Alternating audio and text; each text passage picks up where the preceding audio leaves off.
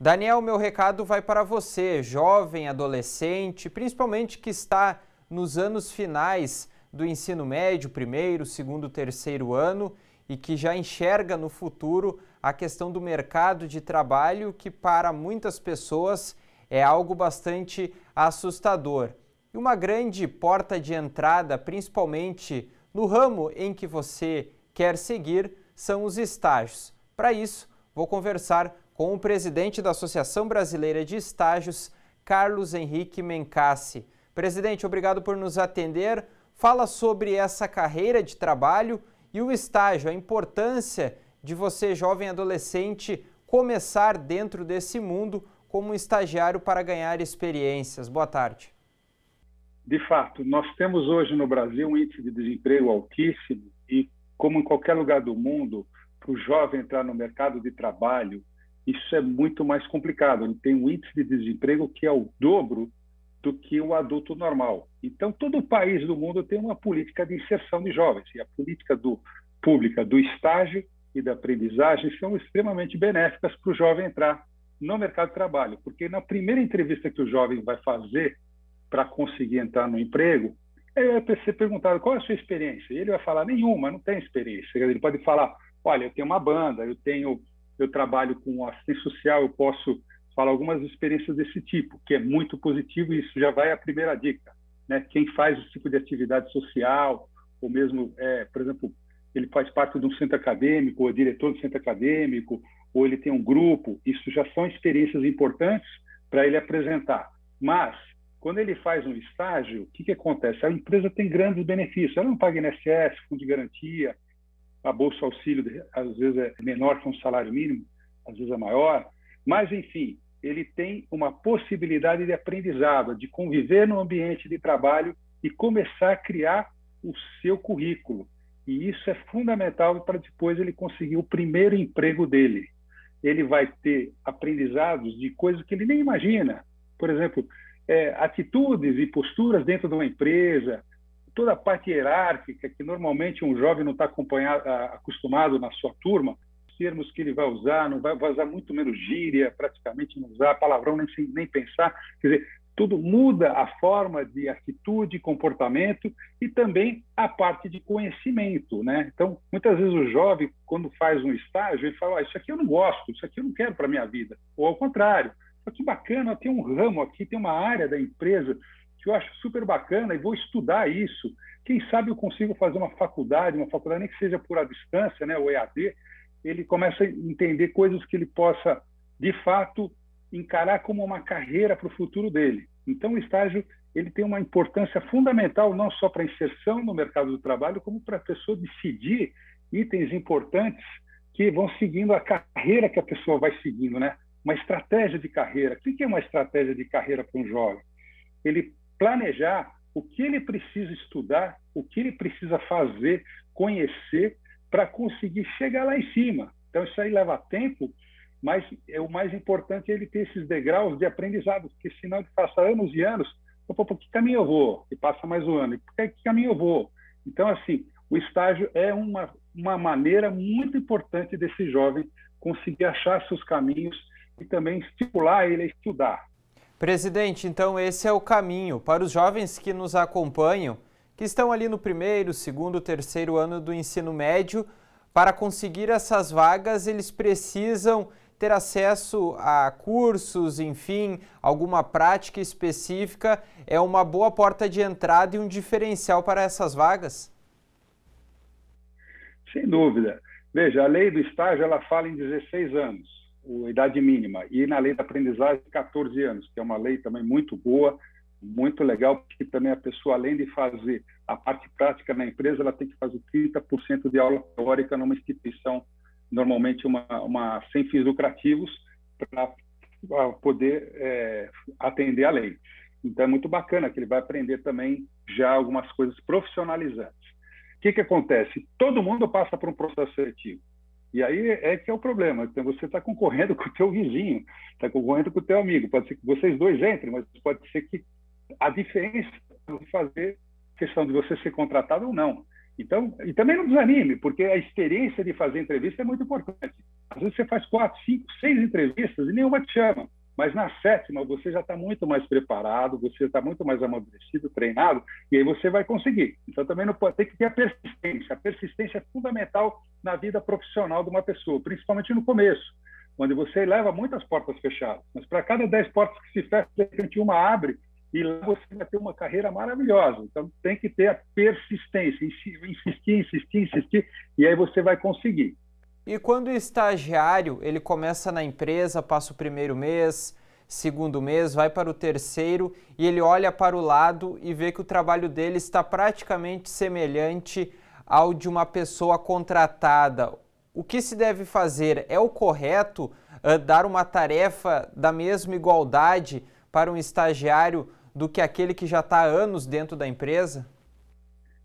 Veja, isso aí que você está falando é uma situação hipotética que deve ocorrer, porque você está perguntando, então deve ser real, mas aí tem que entender o que está acontecendo nessa empresa, porque se ela está fazendo uma atividade completamente igual, então por que ela está com essa pessoa mais cara trabalhando que um estagiário pode fazer? Tá certo?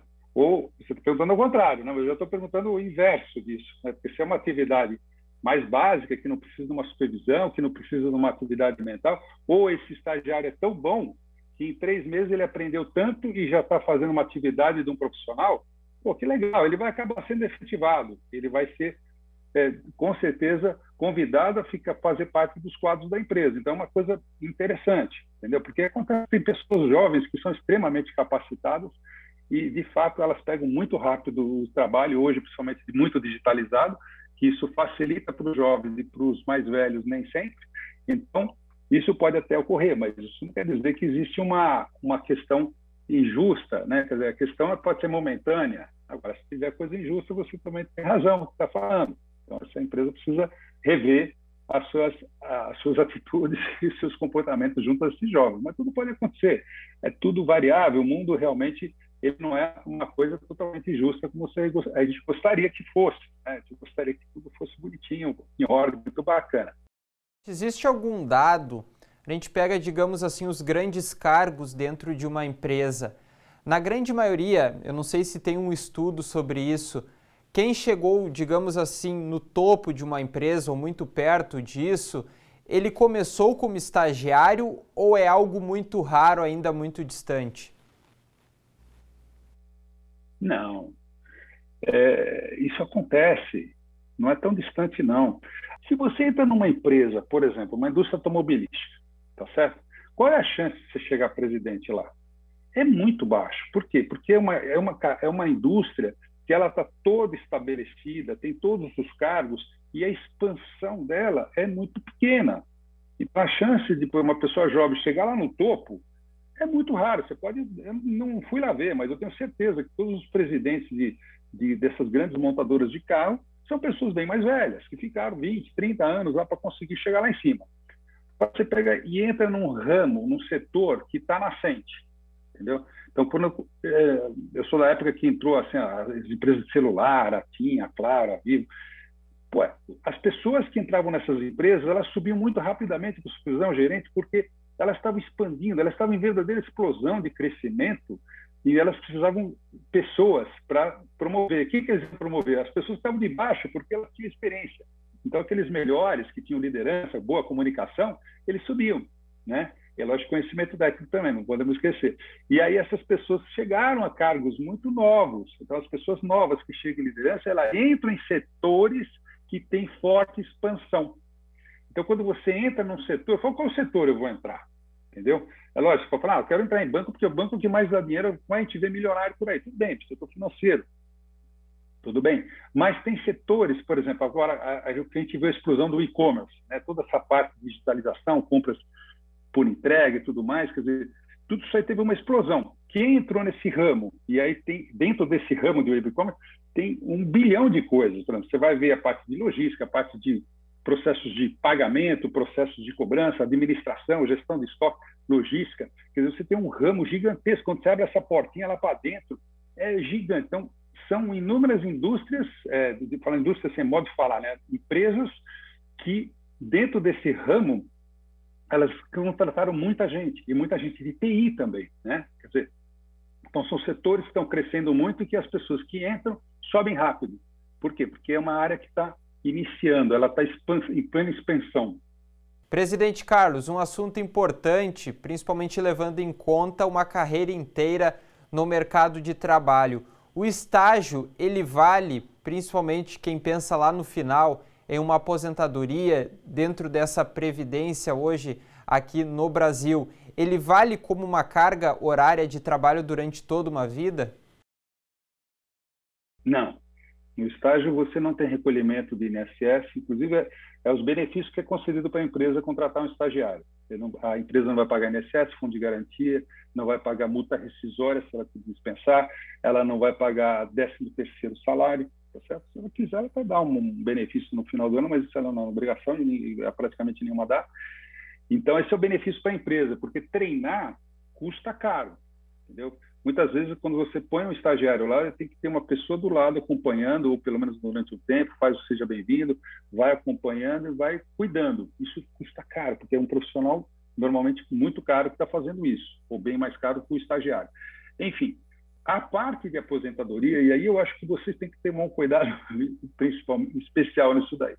Se você olhar o histórico de aposentadoria no Brasil, a coisa só vem baixando, vem caindo, piorando e degringolando. Então, assim, agora você para se aposentar são 65 anos para homens, acho que 60 para mulheres, eu nunca me preocupei muito com isso, não tenho certeza dos dados, mas acho que é 65 homens e 60 mulheres. E você com 20 anos pensar que daqui 40 ou 45 anos você já está pensando em aposentadoria, cuidado, não sabemos como será as finanças do Brasil lá, entendeu? Pode ser que o valor que você vai receber é tão baixo que não vai compensar você fazer essa estratégia.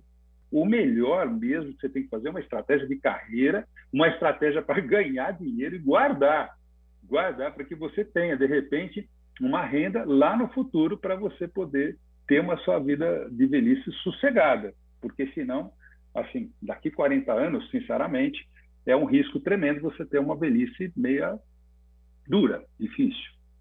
Tá certo, Daniel. Conversamos com o presidente da Associação Brasileira de Estágios, Carlos Henrique Mencassi, falando sobre essa questão dos estágios aqui no Brasil e esclarecendo várias dúvidas e dando dicas para quem principalmente está começando e ingressando no mercado de trabalho. Eu volto com você.